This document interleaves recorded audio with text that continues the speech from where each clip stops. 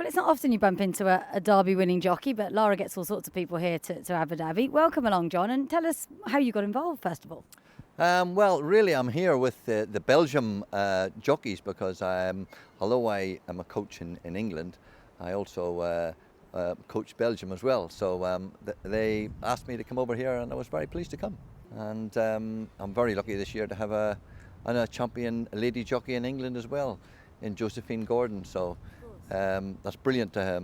So the girls are making a big show now, and they're getting hopefully well coached by all the coaches, not just me.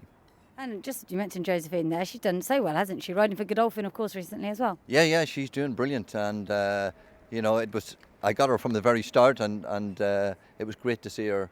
The first year she just rode one winner, but then from there she's improved and improved. And, I'm very proud of her. And to get to where she's got is amazing. She's ridden a lot of winners, and I think she'll carry on because she's got a lot of good people behind her, and she's very popular. She is. And just going back to this initiative here, how much of a help is it for the young jockeys to come and ride away from home? Does it really bring them on, do you think? Yeah, I think it's a huge benefit because it gets them around a little bit and opens their eyes to how other things are done in other parts of the world. It was something I done at an early stage in my career, and it was a great benefit to me. Obviously, when you go different places, you have to ride slightly different and adjust your sights different, and maybe ride the race slightly different because you might not have all friends out there, so you have to adjust a little bit. But it's great for them to get away, and I think the younger they do it, the more they'll improve.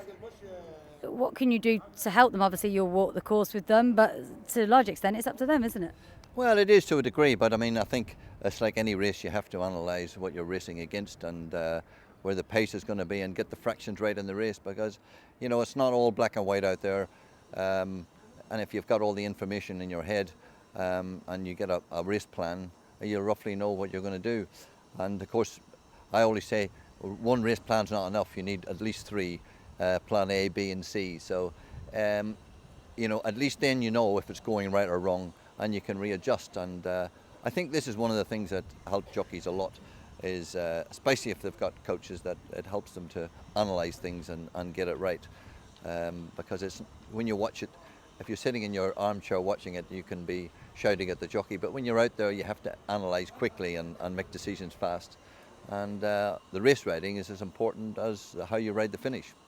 And that's a point that can't be stressed enough for me. It really isn't easy for jockeys. Since your day, since your heyday, how have things changed for young jockeys trying to sort of break through in a way? I think it's always difficult to break through. It's a very competitive sport. And there's only room at the top for a certain amount of jockeys.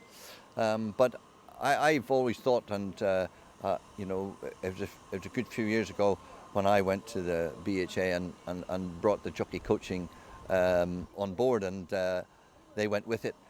It was really through watching the Olympics and seeing how our Olympic performers done when they got proper funding behind them and got good coaches.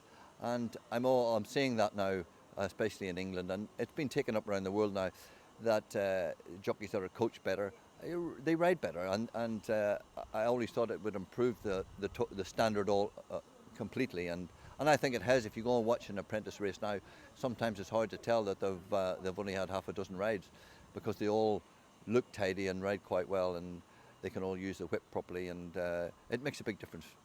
They are really good. We've got some very smart apprentices here. One thing I have noticed though in recent years is that they seem to be getting taller, getting bigger, getting heavier, of course. Is that something that concerns you at all? Yes, that's a problem we've certainly got in the UK, that people are better fed and better looked after when they're younger, and they're getting taller and bigger. So yeah, it is a problem. When I walked into the weighing room, I was the third tallest jockey in the weighing room, believe it or not. But now most of the kids that come out are much taller than me when they start off. I mean, the weights have gone up a little bit. When I started riding, the bottom weight was 7'7" and 7 stone before that.